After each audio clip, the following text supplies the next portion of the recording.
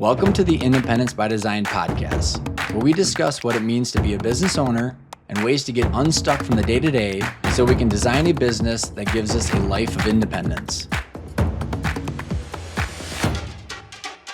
What's up, and thanks for tuning in. I am pumped to have Mike Michalowicz back on the show. He is the author of Profit First, Fix This Next, The Pumpkin Plan, Clockwork, and his new book came out earlier this year called All In: How Great Leaders Build Unstoppable Teams.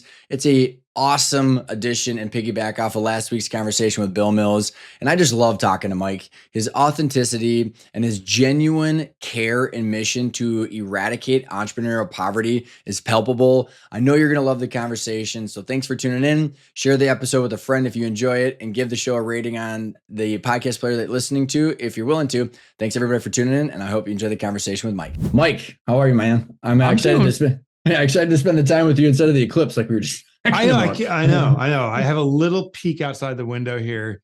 So if it gets really dark, we'll know what's going on. We had an earthquake here. I'm in New Jersey, and we got hit by an earthquake. The fault line was maybe 20 miles from our home. Is that normal over there? No, it's very atypical. I think in my whole life in New Jersey, I've been in 3 earthquakes maybe, and they're usually minor. This was a 5 point something on the Richter. And I was in the car. I felt nothing. I'm driving, and I'm like, I was coming actually to our offices, and we live, it's like a small colonial town. I'm pulling into the town. Like, what are all these people doing in the street? Like, looking up at the buildings?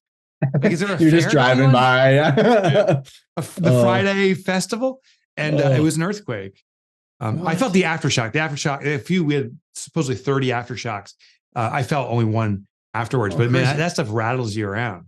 I never would have thought. I'm in Minnesota, so we just get cold as shit winter, and some tornadoes here and there. Nothing too exciting. Yeah, just tornadoes. I've never been in a tornado. So I guess it all comes with everything, or different.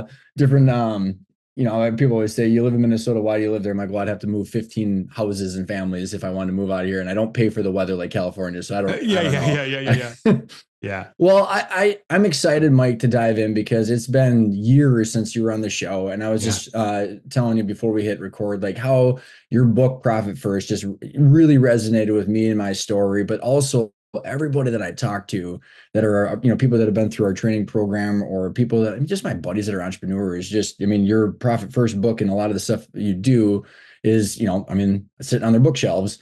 And one of the questions that I wanted to start with, because you got this new All In book, but like you have pumped out a lot of books, and I wanted to better understand, because when I read Profit First, it was like very obvious, like how near and dear, how do you determine what books you're going to write, when you're going to write them, and like how they have impacted, is it through as you're learning or back to your history? Like, how do you think through the topics? So I'll share kind of the big secret, but first I'll tell you some of the initial indicators are. So I'm very lucky to hear from a lot of readers and just entrepreneurs in general, and just regular dialogue. And I listen, and I'm attuned into, do I hear some kind of repeating theme? What are you struggling with now? And it became very clear pre-COVID that employment was shifting, that people's former desires were now demands. I want to work from home became my expected, and COVID amplified that. So I was already on that thread, and then COVID hits, like, this is it. But here's the big secret. I use a model, and I call it Dumbo, as in like the elephant. There's 3 main letters. There's a U and a B, but there's a D, M, O. D stands for desire, M stands for method, and O stands for outcome. U stands for understanding, and B stands for beliefs. But what I realized is when the desire and the outcome are a mismatch, it's inevitably the method in the middle that's the problem. So the classic example is like Profit First. Why do you start your business? I want to be financially free. Okay, there's a desire. What's the outcome? I have no money. I'm panicked. Okay, so you want money, you have none. What's wrong with the method? And I start poking that from every single angle. Got it. Yeah. So with All In is like, I want employees to act like owners. That's the desire. Okay, what's happening? They take advantage of me. They're leaving quickly. Yeah. So the method, there's something wrong in the method. We're not recruiting right. We're not retaining. And so that's what starts it. Yeah. That's how I do it. That actually ties into quite a few of my questions, because I've been through 400 podcast interviews. I've poked at a lot of different different methods and all that stuff. And like, there's not a lack of amount of methods that an entrepreneur could pick up. Right. That's And right. like, and then I start to try to figure out what are the themes of ones that people grab onto. And it's exactly, you just nailed it. We're like, what I watch with the Profit First, Mike, is like the outcome was there. Like you started to change people's behaviors, which is hard as shit, man. Like Yeah. I think about like the desire, but then it's like people get addicted to the system than the outcome. Yeah. And That's so right. like That's how, right. and so what is it? Maybe pull that thread of like, how do you see, or what are the common ways that people actually start implementing the, because of all the different books, I mean, whether it's Pumpkin Plan or Yeah. All In or the Profit First, they're doing things to actually change their outcomes. What is maybe some of your thoughts about how it is that you're diving into that, where you change people's actions? Yeah. Almost everything I write is rooted in behavioral psychology or neuroscience. Now, here's the disclaimer. I'm not a neuroscientist. I'm not qualified. I didn't even take a college course in it, but it's become a passion of mine ever since graduating college. If I could figure out how my mind works or anyone's mind works, the advantage we have. Mm-hmm. So one of the big kind of behavioral components is a concept called hyperbolic discounting. And what it is that is human propensity to put more value in short-term gains, small gains, than it is on long-term big gains. Like if the classic example is if I said, I'll give you $10 today, or I'll give you $50 a year from now, what would you rather have? And you have $10 cash sitting in front of you. Most people choose the $10 cash. Yet a 500% return in a year is unheard of interest rates. So unequivocally, the $50 1 year from now is way, way more valuable. But it's human nature because it's a bird in hand as opposed to two in the bush. It's the whole marshmallow experiment with those kids. You're right, right? Same thing. Yeah. Right? Watching those kids try to, yeah. Exactly. Do not eat it. Here's the second one, kid. Yeah. So that's human nature. So every book I write, I say, okay, we can't fight that. That's inevitable. So how do we treat her? How do you get the person the marshmallow right now? And what we did in Profit First, we proverbially took the marshmallow and sliced it up into small pieces and said, your win is going to be within 24 hours today. You're going to see that first deposit coming into your profit account. Maybe it's a small dollar amount, but you're going to feel it and see it. And you repeat the allocation. So with Profit First, it's not a system you do once a quarter or once a year and you reconcile. It's an active cash management system, as an example, so that you get the dopamine and serotonin released every time you do an allocation. Yeah. Wow. Yeah. That's so cool, Mike, because I track, and I've been a geek on Andrew Huberman and the dopamine and all this stuff.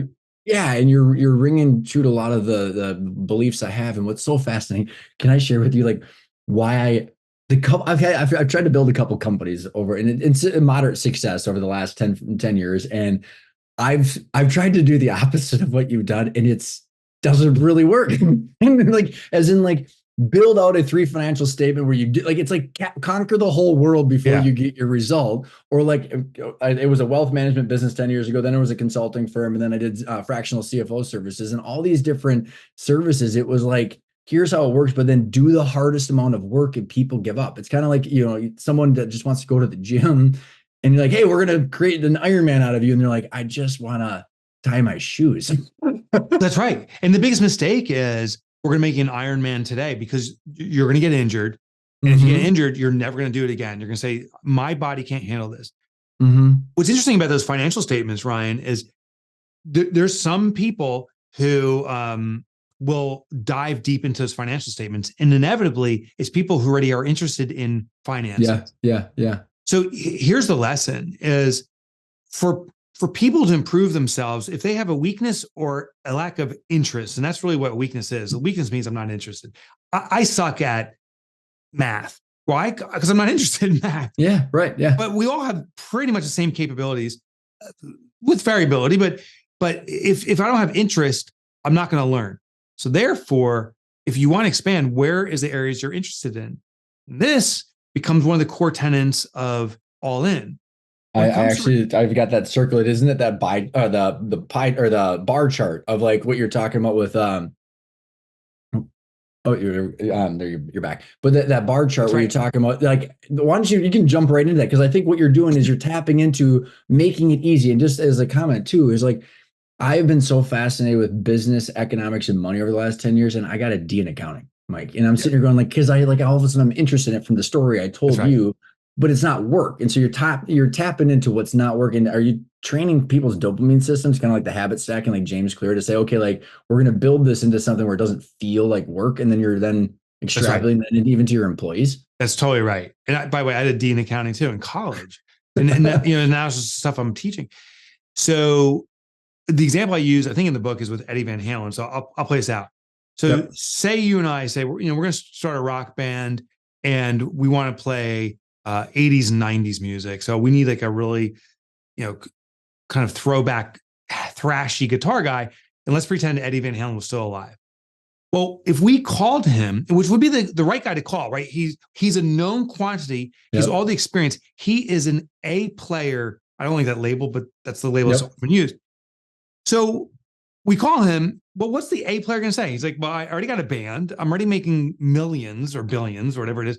I'm having the time of my life. And by the way, the band's named after me. I think I'm good. We could never recruit. Yet that's the expectation we have. We want A players, and we think that we can hire Eddie Van Halen, or we think Eddie's leaving his band. He's now looking to join us. It's unlikely. And if he's leaving his band, he's already being recruited by 50 other rock star bands, like big time bands. So the likelihood is low. So the question is, how do we get the Eddie Van Halens in the world? And you can by finding them in the earliest stage of potential. So potential reveals itself always in the sequence of three things. First, curiosity. I want to learn more about this. Secondly, desire. I want to keep doing this. Lastly, thirst. I can't quit this. This is who I am. And the funny thing is about potential, curiosity, is the people who are curious are the people generally who are the A players, just like the financial statements. The people who want to learn financial statements already likely have some interest in finances. It's not someone's like, oh, I never discovered this before. Yeah. I can't wait to go from home remodeling to financial statements. Right. It's rare. It's rare. So if you want A players, the one piece of bait, the honey that attracts those bees, is education. And yet most people are just saying, well, let me run a job ad and hope this guy shows up. Forget it. So how do you put the honey out there? It's through educational events. What you and I could have done back in the day is we said, we're going to put on a guitar thrash metal educational event, a workshop. Learn how to play the guitar, thrash out on your electric guitar. And we're going to invite in people. Eddie was, I think, 12 years old when he discovered the guitar. We'll say between the ages of 10 and 15, any kids who are interested. Now, it's interesting, the kids who will show up are the ones who are curious, and the parents are willing to fund the class. Then our job is to educate, so everyone's getting elevated. But as it goes along, we're like, oh my God, this kid, Eddie, he shows up, he's got bloody fingers because he's been playing the night before. He's asking the most questions. He can't quit. He's revealing his potential. And that's our job. So just to summarize this, if you're looking for top talent, the bait is always education. Put on the educational events, look for who shows up, and then look for who can't quit it. And those are the people that you want to start recruiting for your company. It's so awesome, Mike, because what are your thoughts about these AI algorithms ripping through resumes? Oh my God, right? Right? It's insane. The AI is making the resume, and it's also considering the resume. So it's AI talking about AI. Echo chambers. Well, and like it's just to boil down and actually use a very practical example, like my wife, she's a marketing director of a construction company now, but before she was a product manager of like a safety business, and so she wanted to go from product management to marketing. Yeah, and like she's 10 times smarter than me, works so hard, and she's got intrinsic motivation, all these things, but it was like damn near impossible for her to find a job for like 18 months because of all this mismatch. And do you see that too? It's like, you probably have it with your exposure too. It's like, everybody says I need good employees. And then there's this huge pool of good employees that can't find someone that's willing to get them to flourish. And it's insane. It is unbelievable. So what's happening is the AI systems, or whatever the vetting system is maximized to pick the best resumes. And resumes are the worst indicator of someone's potential, because a resume is doctored sometimes, many times now by AI to be the most presentable reflection or perception of this person. So I'm looking for a job for your company, and say your company does import export with Mexico. Well, I know, speaking Spanish is going to be very helpful. Well, I've had a year of Spanish in high school, so I'll say 1 year of proficient Spanish speaking. I'll position it away. So you're getting people that are not qualified, but they're knowing how to game the system to qualify. Yep. Nothing beats in person. I wrote this in the book. Home Depot has the best qualifying process that no one knows exists. And I'll tell you, when you, as an applicant, don't know you're being qualified, that's a good qualifying system, because you can't game when you don't know. Yeah. So Home Depot says, come build a birdhouse. And people go, oh, I'll build a birdhouse for my kid. I've done it. Go down there. They teach you how to build a birdhouse. What happens is people who are interested in building birdhouses, building something, are showing curiosity. So they're showing up. Good candidates want to learn more. Secondly, they observe for the parents who participates the most, who's helping other parents, who has questions. Those are people showing desire, perhaps even thirst. And they will tap in the shoulder at the end of that and say, hey, you're showing some of the intrinsic abilities and demands that a Home Depot employee would have. Have you ever considered working here? It's a recruiting platform posed as an educational platform. I think that's what we all need to do. Yeah. It's so awesome. And that's also tying, maybe kind of walk through your bar chart where it's like, what is it? Experiential, the potential versus the, because like innate. Yeah. Cause I think it's a helpful way of thinking about like, what are you looking for? And then like, maybe speak to them like what you can mold. Sure. And then how do you weigh the different priorities of those different categories? Sure. So there's three elements of talent. Experiential talent is maybe representative of 10% of how someone will perform at your company, but is where we put 99% of the value. Experiential talent, the belief is what someone's done in the past is indicative of the future. And that's kind of true, but what people have done in the past gets conflated or modified to be most presentable for what you want. So they're lying is too strong of a word, but they're speaking the truth with a lot of slant in there. They have self-interest. They have to, people have to do certain things like this to, I'm tracking. No, you're totally right. They have to get the job, but the job's not suited for them, and you don't want them. And ironically, if that's not what they want to do, if they get the job, they got a job doing what they don't want to do, and therefore they're going to not be a top performer. It's so inefficient. It's ridiculous. Yeah, it's so inefficient. It serves no one. And yet resumes, because of the historical significance, we think that's the primary way to evaluate someone. It's horrible. I interviewed University of Chicago, their medical department, a woman named Jewel Kucera, who changed their interviewing and hiring practice. And she said, we're getting rid of interviews. And the reason she dictated that, she said, the real value of an interview is only if you're hiring someone that's going to do interviews as a profession. I mean, if their career is going to be... Yeah, right. Yeah. But she goes, the best interviewers are just good interviewers. It doesn't mean they have talent. The next level above that a couple of times. Keep going. I've fallen victim to that too. Well, there was this gal that we hired, and she just knocked it out of the park. She was going to be our head of IT services. Right. And then like 30 days in, we're like, who is this? Like, this is the devil reincarnated, and just showed up, and she was really good at interviewing. Yeah. Dude, I had a dude who said to me on his resume, proficient at Spanish. I don't speak it. So I said, oh, this is back in the day. So this is perfect for some of our Spanish speaking customers. So I just took it on its word. He calls, this is a true story, calls from one of our clients and says, how do you ask where the bathroom is in Spanish? And I'm like, I know that. Everyone knows that. I mean, So we will say what we think people want to hear. So be very leery of resumes, but also be leery of experience, because when you do have someone that you hire that has experience, they have their experience. And so the way they go about something, even though it may be in your same accounting system, they've experience with it, may be a different way. So sometimes use the untrained experience, which is really hard to do, and then retrain. The next little kind of 10%er of a person's makeup is innate ability.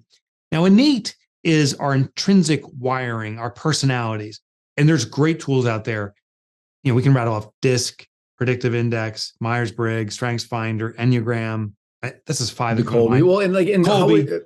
how would you, maybe a little bit of thought on that? Because like I've taken all those too, and it's like a fortune cookie, like, oh, cool. And then like a lot of people use those to, I think, justify bad behavior. But like one of the things that I found interesting, and maybe like some of them are like how, like extrovert, introvert, that kind of stuff. But then there's like how you react to stress, and like how you, like, maybe like any thoughts about like which ones you gravitate towards, because like it's more indicating on people's behaviors more than like whether you're an introvert or extrovert. I don't know how you think about those. There's value in those.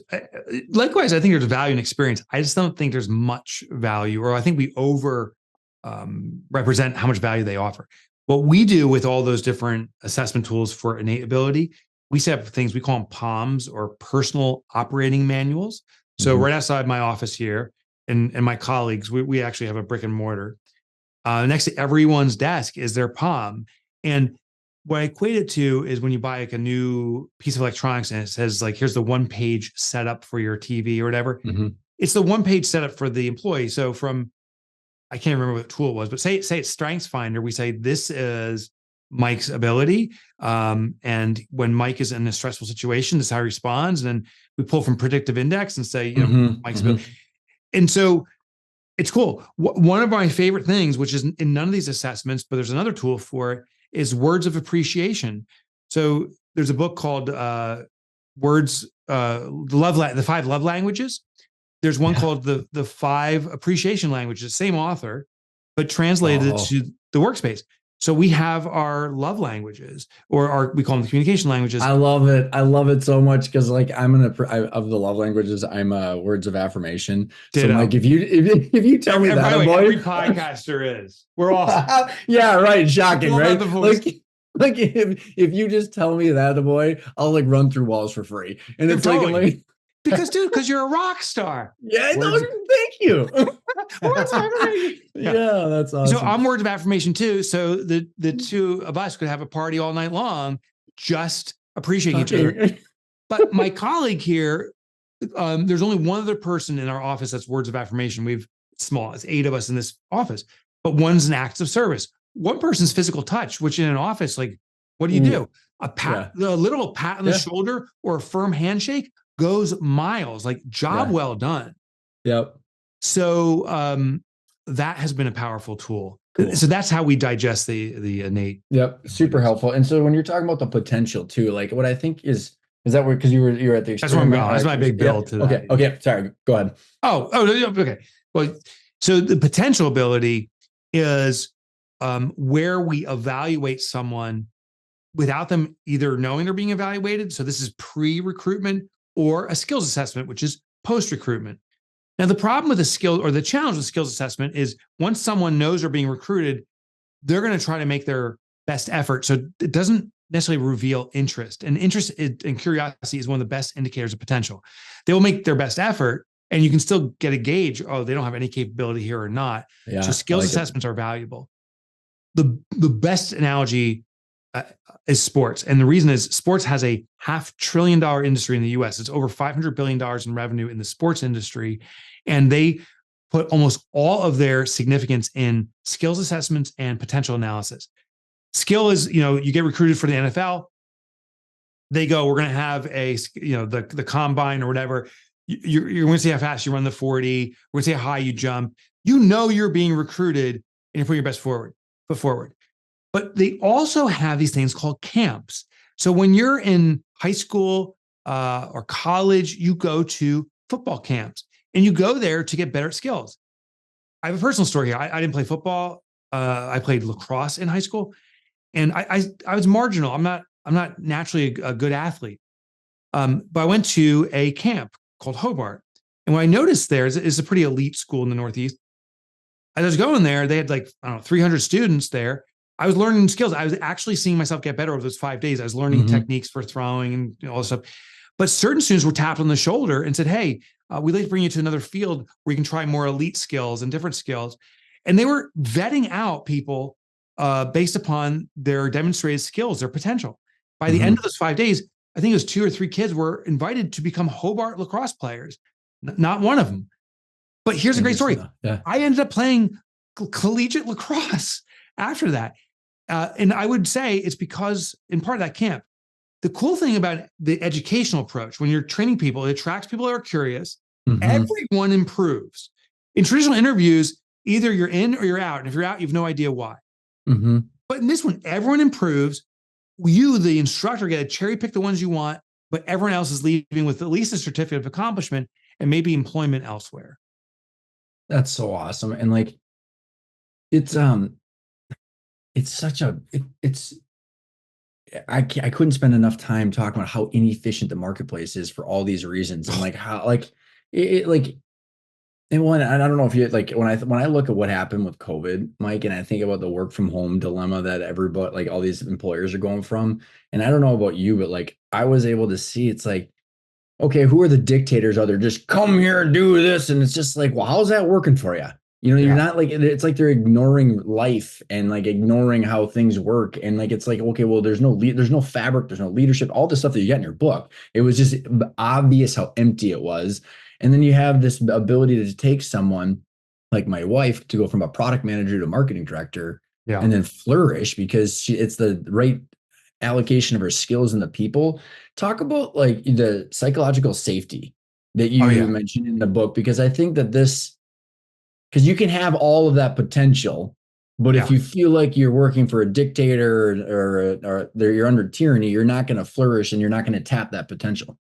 You know, the number one way to extract, oh, that's the right word, the most of someone's ability is for them to be able to express themselves fully.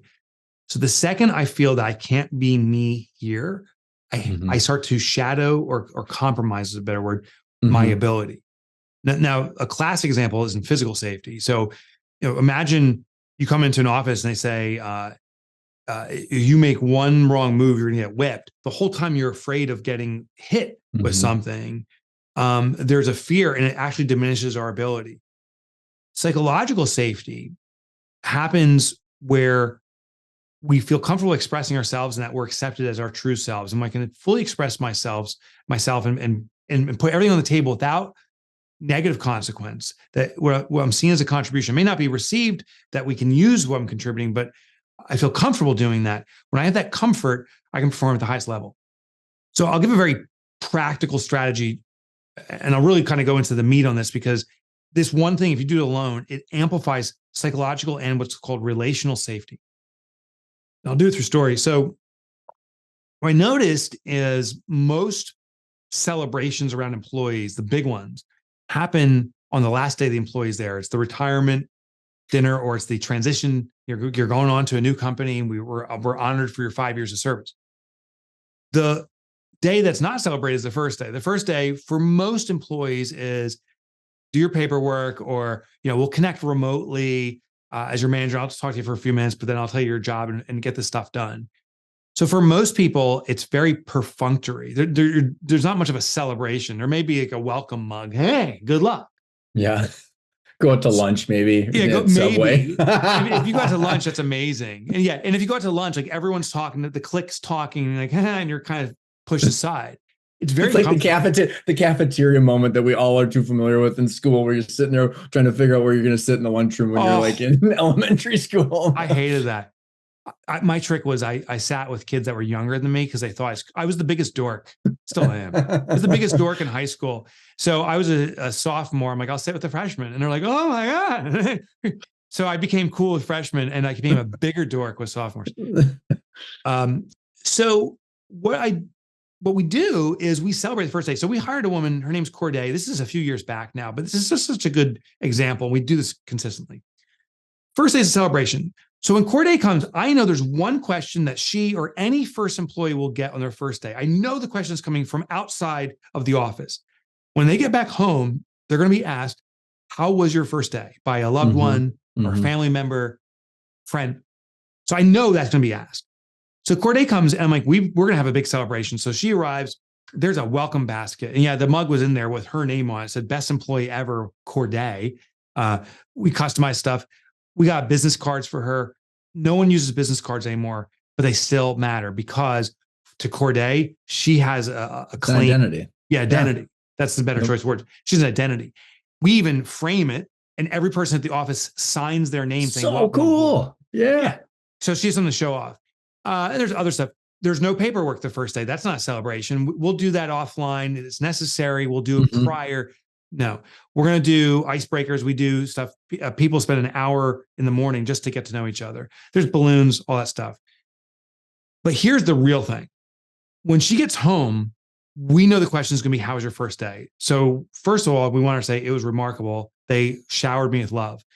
But the other thing is, I also know the number one influencer over Corday's impression of the business is that significant other or loved one at home. So during her interviews, before we hired her, we said, hey, we know the hiring decision isn't made alone. Is there anyone else in your family or friends that are helping you determine where you should do? She said, yeah, my husband, Brian, is supporting me in pursuing a new opportunity. I'm like, oh, tell us a little bit about Brian. Does he have any hobbies or anything? Oh, he likes to collect bourbon. Oh, that's amazing. Make notes to ourselves. We don't say anything. Yep. When she arrives, in that basket is a box. It's a bourbon, and it's wrapped, and there's a letter on it. And it says, to Brian.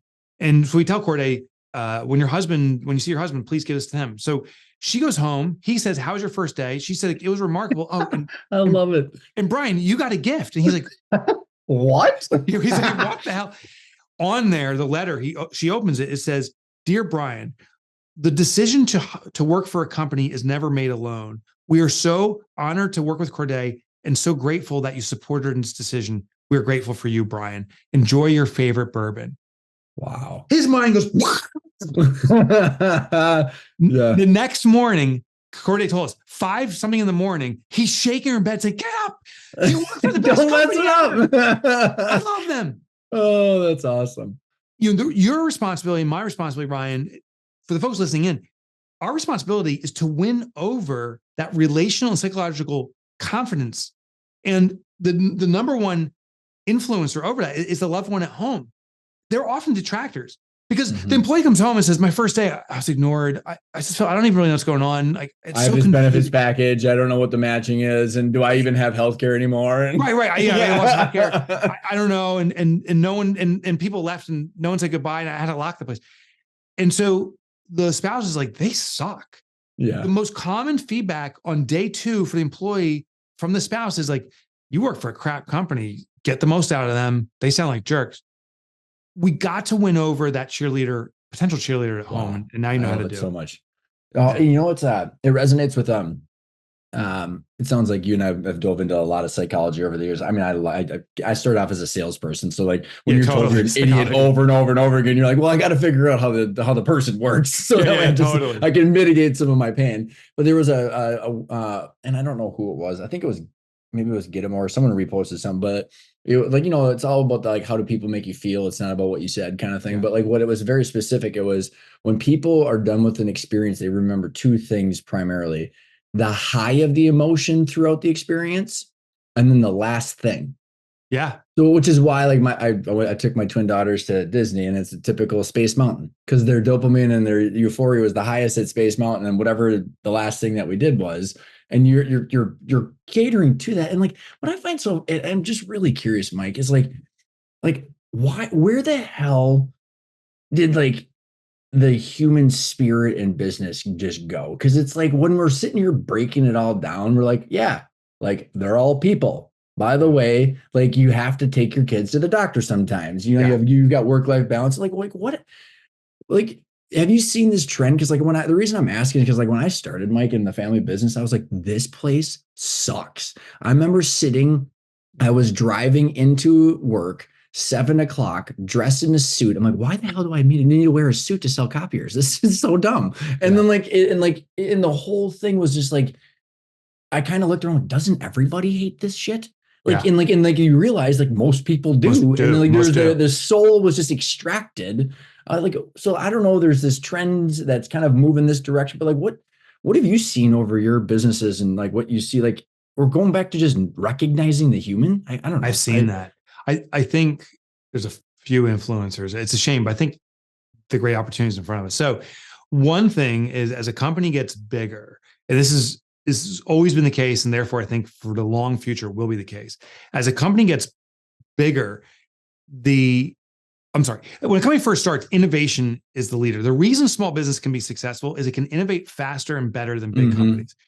But there is diminishing returns as you start growing your business. Constantly changing actually hurts the growth of the business. So a small business owner will say, oh, I can't keep changing. I have to become really efficient and good at this. And that's where the big business mentality kicks in. So small is innovation, big is efficiency. And if you don't make that leap, you'll always say small. So a company that goes into efficiency mode, it's all about replicatability, which then is treating everything like a robot, like a program thing. So it's usually larger companies that lose that personality because they just want you to do your job, man. Don't think outside the box. Just do your job because we're really efficient at this. So that's part of it. The second thing is, I think there's this douchery, this total douchebaggery that is circulating the web of get rich quick and crush everyone in your path. It's like, look at this big jet I have and my servants. So these aren't employees, but everyone else is a servant to me. They're not colleagues, they're servants. And I think there's this servant mentality, which is an us and them. And I think that's so harmful. What I found in my research, what I try to do in practice, is there is no us and them, it's us and us. We're all the same team here. Maybe we're on different parts of the you got a community chapter or something, don't you? Yeah, it's about it. So if the second I think for me to get ahead, someone else has to get behind, done. That's where the system collapses. The bad thing is you can be financially successful that way. You can be societally a failure, but financially successful by being a douchebag. Yeah. Well, and what's so fascinating, Mike? No, I 100% resonate with you. And like, a couple of the themes over the last 8 years of the podcast that I've grabbed onto and resonated with is conscious capitalism. Yeah. I don't know how much it's like. I mean, there's wind of the sixth powers, and then they're like, hey, it's not just shareholders. Milton Friedman agreed at all costs. Like, it's more than just stock buybacks. It's like, hey, you got communities and suppliers and your employees, like, and if everybody's winning, the whole, like, and they've outperformed the S&P 500 by like 15% over the last 10 plus years. So it's like, well, like, and I just realized it's like, I'm like, duh. Like, I remember when after that one IT director that I told you about, I hired this other guy, Paul. He's still dear friends with me 10 years after we sold the company. And I remember sitting down with him. And at this time I was like 27, Mike. So I didn't know shit about the world. Right. And I was like, I'm like, you want a big bonus for helping me do these things? He's like, no, Ryan, like, I need an extra week of vacation. I need to be able to have some flexibility in the morning and the evening for my kids in school. And I was like, that's it? For sure, dude. And he was just like, you're the best person ever. I'm like, but I was too naive to realize that was unique. And it was just like meeting the person where they're at. And like, he literally was thinking about our business and me and the team all the time. And I'm like, I kept going, like, kind of like what I've said over years. I'm like, if you're the greediest SOP in the planet, you would still implement conscious capitalism. Yeah, that's true, right? So I share a story in the book. I remember with my second business, I came out and I ran numbers. I was like, oh my God, we can achieve $10 million in revenue. And I'd never had a company of that size up to that point. So I'm like, we're doing this. And I posted on the wall, we had like a huddle room as a whiteboard, and I put $10 million in big bubble letters. But for dramatic flair, I put one of those big sticky notes over it, like those big mega Post-it notes, call everyone in. And I'm like, I do some grand cheesy speech. I'm like, this is the year we achieved $10 million in revenue. The BHAG. The BHAG. Oh, I hate that term BHAG. And I ripped a sign off with great flair. And people are like, wah, wah. And I'm like, what? And I'm like, oh, I got to do that guru move where you clap the hands, you bow the head in humbleness. And I'm like, that's it, $10 million. You have the confetti and the confetti. And like, we're all together. And people slumped away. My assistant, Patty, said the most profound thought. She said, Mike, that's not our corporate vision. That's your vision. You get perhaps the bigger house or the new car. What about our personal visions? And it set me in this trajectory saying, oh my God. Most leaders think about the corporate vision. Great leaders think about the collective vision. Mm-hmm. What does every individual want? Like your IT colleague wanted more family time. I and you, we have a responsibility as the leaders of our organizations to know what's everyone aiming for. Not in their job, in their lives. Because what we're aiming for as a corporation is simply what we're aiming for in the life of the owners or perhaps the leadership team. Once I started caring equally that Kelsey learns Spanish, that's what her dream is currently, one of her dreams, that Aaron buys a new house, they live in a flood zone, that Amy is 7 years cancer-free. That's the visions we're working on. If I care equally about that. Now, I'm not Make-A-Wish Foundation. I'm not buying a house or sending someone Spanish lessons. You're working with humans. Yeah, but I'm reminding them their goals and I'm keeping in front of them. And I'm just as interested in it. Reciprocity kicks in and are just as interested in the corporate goal, which is my goal. That's what great leaders do. And I'm not saying I'm a great leader. I aspire to be. I have moments, but I aspire to be. And one consistent thing I've seen is the great leaders care greatly about everyone's personal desires. Yeah, he's one of my best friends still, college guy, college friend of mine, became a project manager in the software division, and he wanted to go to MBA school. I had nothing to do with the business. And I was like, okay. And he was going to move back to North Dakota. And I was like, well, if you help me do this stuff, I'll help you do that. And like, that guy would have jumped on, well, he did jump on hand grenades for us. And he's like, well, yeah. And I'm like, I can't believe you're doing that stuff, Stashi. But like, because it was like, we tapped into it. Can you speak to how people were like, maybe certain people like you and I might be more natural, like people that this is not a natural tendency to jump into people's lives and they feel like it's maybe personal stuff. How would people that are not naturally doing this, like what are some ways that they could start to align or unpack what the people's personal visions are? One of my favorite books on the subject is The Coaching Habit by Michael Bungay Stanier. And he says in the book, ask the question, what's on your mind? And it opens so many gateways. So when someone comes in to a meeting and we have weekly one-on-ones, which I'll explain in a second, it sounds overwhelming. It's not, it's anything but. And the first question is, hey, what's on your mind? What's going on? And it just envelops, it evolves into a presentation on whatever is important to the employee. What I find is I'd say, depends on the day, but 60% or more is about personal life elements, and maybe 40% or less is about the business. Yet the business is benefiting 100%. So we do weekly meetings. Now, we're only 8 employees here, but I don't do the weekly meetings. Kelsey does. Kelsey's the president of our company, but she also is naturally wired. She's almost like a human therapist. She's just great at listening and reframing and understanding. So she's the one who does it. But these weekly meetings, it's just a check-in. So it could be 5, it's a fixed meeting. So you got to be there, but it's 5-10 minutes. Sometimes they've gone like 1 or 2 hours because something big is happening in someone's life. But most of them are 5 or 10 minutes. What I found is we don't have to have those corrective meetings ever. We don't have to sit down. It's like, hey, 6 months ago, we said we were going to fix things. It's not getting there. Here's your warning sheet.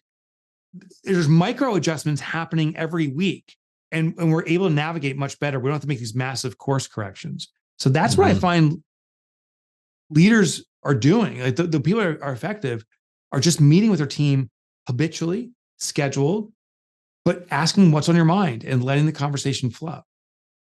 It's I wonder if like a lot of corporations, and it is probably a lot less of the entrepreneur space that we play in, Mike, but like they don't want to know it because they don't want to deal with it. Or like, it's like, for me, I'm like, if you don't address something that someone's dealing with, that's all that's going to be on their mind anyways. So you might as well address it. Otherwise, like, you're not going to get the productivity. And like, maybe it's just this false notion on top of the false notion where if we just pretend, right, like it'll all be fine. I don't know if just because the economy is a lot more difficult these days where people are forced into these conversations, but like kind of just like, duh, I love it. I mean, like putting the structure in there, but I don't know. I lived that for a while. So this was back 17 years ago or something. I was on the verge of bankruptcy. I lost all my money just being an idiot. Thought I was a good entrepreneur when I was a moron, and couldn't pay my bills. And so bills were coming in, and I remember the bills stacking up, Ryan. And I was like, oh, I'm not going to open this because I don't want the pain of seeing how much I owe. Yeah. I don't know. Have you ever been? Oh, yeah, like, well, we were talking about it, and like you and your it was dad. like we either talked to all the people that were now going from 30 to 60 to 90-day payables, and we're gonna either call the bank or not call the bank, and it's like, Yeah. yeah, like you go through this hard point where it's like, shit, you got So to I deal just with avoided it. opening them. Yeah. And what's interesting is it does reduce the pain. I think that's what people don't realize. They say, my God, you're killing yourself. If you don't have those bills, you don't know how much you owe, and the bills aren't going to go away, and they don't. But you do kill the pain in the moment. It is a form of hyperbolic discounting. Is I it don't also have the opposite of the dopamine, right? Because you're avoiding that. It's like correct. it's that seesaw where like you're choosing the current pleasure over tomorrow's pain or whatever. It's the Yeah. opposite. Well, I wonder what the neurotransmitter is for pain, right? So if dopamine and serotonin are the pleasure ones, there must be a pain one too. Well, and if there's this, you and I were talking about Huberman, where Yeah. Huberman interviewed this one woman, the Dopamine Nation book. I don't know if you've come across that, Oh, Mike. I haven't read. Yeah. Oh my God, it's fantastic because like her and Huberman I'm writing talk that about down. it's literally dopamine is literally just a seesaw. It's either dopamine, and the moment you hit down and by the way, I found a lot about myself. I learned a lot about myself because, and I think a lot of entrepreneurs can resonate. Like I'm just a dopamine junkie, pure and simple. Yeah. And like if it's the wrong kind of dopamine, I can screw myself really bad. So like I have to like it's literally just a seesaw. So if this is microphone is the seesaw, it's like you hit the dopamine, then you go back to the pain, which is anxiety or whatever those like you're trying to just constantly hit it. So like, but there's like a way to get the equilibrium, which That's so like, interesting. I got to read that. Very fascinating. That's what happened to me when I wasn't looking at the bills. In the moment, I felt this relief. But to your point, the bills keep coming. The pain is inevitable. And then I had to open those bills because the collection calls were starting to come in. And it's like, holy cow. And it actually was worse. Mm-hmm. So I understand that with leaders, it's easier to avoid talking with my team, or I'm uncomfortable, or maybe this problem will just go away or resolve itself. That one classic example, we've had it with a client of ours. They have a cancerous employee. The person's spreading ill will and stuff. And they're like, oh, but they get stuff done. I can't afford to lose a person. God, I know. I'm just going to ignore it. It'll go away. And then they lost two of their best people who said this environment's toxic. And he said, oh, no, I'll fire that person. Too late. Too late. Yep. And they lost now three people, those two. And he finally fired the person that needed to leave. But thank God he did that, because he changed the next day. He's like, oh, thank God they're gone. Mm-hmm. And now is focusing on the people who remain. So yeah, it's human nature. It doesn't mean it's right, but it's human nature. Well, yeah. But I think it goes back to like how you even started, where like you have this desire and you want the outcome.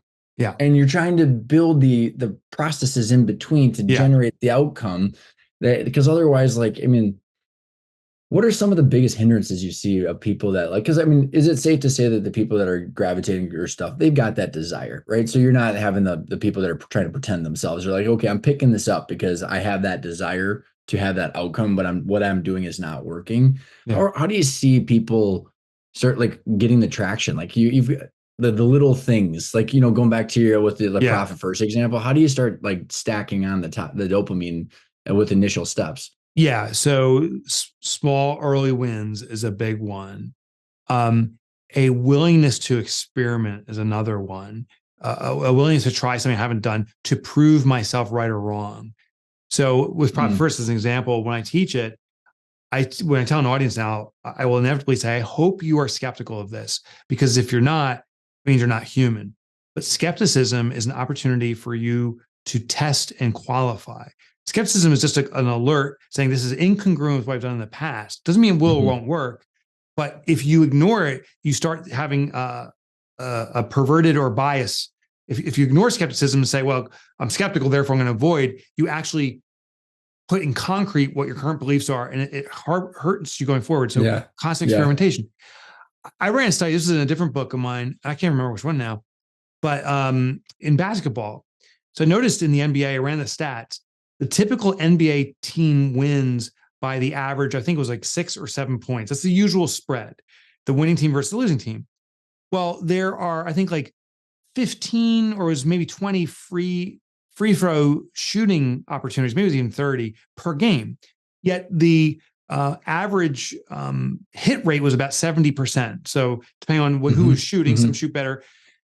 So I said, is there anything you can do here? Well, there was this guy, Rick Barry back in the day who did the granny shot for free throws. And what the granny shot is, instead of shooting like this, overhand, he would grab the ball upside down, and he didn't do it like his hands under it. His hands actually over it, and he'd throw it like this. But when you throw underhand like this, there's less variability. My elbows are locked. Yeah. Here, there's moving the elbows. There's more articulation. He was, I think, the second most accurate free throw shooter of all time. Kareem Abdul-Jabbar had his best game. He's the first ever and only athlete to have a 100-point game. And it was the only game that he shot granny style. It's a better shot. So then I said, well, what if everyone shoots granny style? Now the 75% hit rate goes up to 95%. That's the average. And it closes that spread that's barely there. Yeah, that 7-point spread, the team that goes underhand will get 9 points. They'll win. They go to the NBA championship if they shoot underhand. Yeah. So of course the question is, why doesn't everyone shoot underhand? It's Moneyball. We figured it out. And it's because it ain't cool. They don't do it because it ain't cool. Could you imagine shooting underhand? My God. I was a soccer player, so that's probably the only way I should have actually participated in. but the societal pressure is it ain't cool. The problem great leaders have is when they do something that no one's done before, it ain't cool. And therefore they abandon it. They don't even give it a shot. And I'm telling people, start experimenting with the underhand shot, and oh my God, you may redefine the entire game. Yeah. Well, if you were to pick one thing out of all the toolbox that you gave, like on how people, is there any particular thing that's easier to experiment with? Because I'm thinking about the educational, interview and that kind of experiments versus the different types of things. I'll give you the low hanging fruit. So if you want to see a game changer, identify someone you're looking to hire. Say, I'm just going to pick a title, a bookkeeper. Find all the bookkeeping courses in your community, adult education, so forth. Go to one of them as a student. Here's the hook. When you show up, remember, A players are always looking to get better. People that are curious about something are improving themselves. Go as a student, not to be a student, but to observe the other students. Mm-hmm. It's an opportunity. And see the people that are the most thirsty, the most desire, have the most curiosity. I like it. And then you hire there. So you can just go to existing workshops. I like it. What gives you joy in what you're doing, and how you're managing your time, and where you're spending your time as a speaker? Because you've built a really solid reputation for someone that provides value. But how do you find the ability to wake up every day, and find the joy in what you're doing? Yeah, I don't know if it's the activity. I do right now. It's tons of speaking, and I love it. But I love this. Which I don't consider speaking. It's, it's dialoguing, and I love writing. I don't know, maybe I showed this to you before, but in every office, I have 2 offices. So in my 2 offices, this one and my one at home, I have a sign that says eradicate entrepreneurial poverty. I'm not a tattoo guy, but for the first time in my life, I'm like, maybe I'll even get a tattoo. Yeah, maybe. maybe. I believe it's purpose or calling, but I think anyone can define it any way you want. To me, that's my life's mission. I'm here on this planet to get that job done. That's so cool. And I don't know if it's true for everyone, but I think it can come sometimes out of traumatic experience in the past or childhood dreams. So for me, a traumatic experience was losing all my money as an entrepreneur, wiping out everything we had and putting my family in a real dire straits. And there's far worse traumas, but that one was a big deal for me. And I went through depression and all that stuff. Mm-hmm. And there's a moment that we can look back and say, I'm drawing the line. I'm never going to allow that to happen. Mm-hmm. I'm never going to allow that to happen again to me or anyone I come in contact with. And that's what that moment is. I will not allow entrepreneurs to struggle. Damn it. You ain't going to stop me. Mm-hmm. For other folks, it's childhood dreams that I've always wanted to be. I knew I had to do this, but life took over. There's a moment where you say, life ain't going to be much longer. I'm going back to that. And I think that can be just as compelling. And so anytime I feel I've scratched a little surface on that, I feel good. How do you, and this is from my personal question, because mine's similar because of I had a similar, to share with what I share with you is it was not necessarily I didn't go through personal bankruptcy, but it was the wildly opposite outcome that I wanted. I built up this business. We had this whole great culture, all the stuff that we were talking about. And I felt like the rug got pulled out from underneath me. So it was the outcome was not attached to my intentions. Yeah. And so like, but how do you balance like the impact that you're making, the activities that you're doing with what you want, like the short term and the long term? How do you know whether you're on track or off track and you're kind of in the lane that you should be? Yeah, that's a good question. I mean, I think the ultimate guide is just contentment or not. Mm. It's not like every day I wake up and like, oh, this is another perfect day. Mm-hmm. But I am an optimist, and I'm usually grateful for the days. But I guess maybe it was Steve Jobs or something like this. Like, there's a certain point, like if after 10 days I'm not happy of something, then there's something going wrong. Like I think he put a time frame on it. So for me, there's that internal check, but there's also the metrics. And I think I'm a little bit too addicted to metrics, but I track book sales and inquiries and email communication from readership. And we simply say, are more people being served?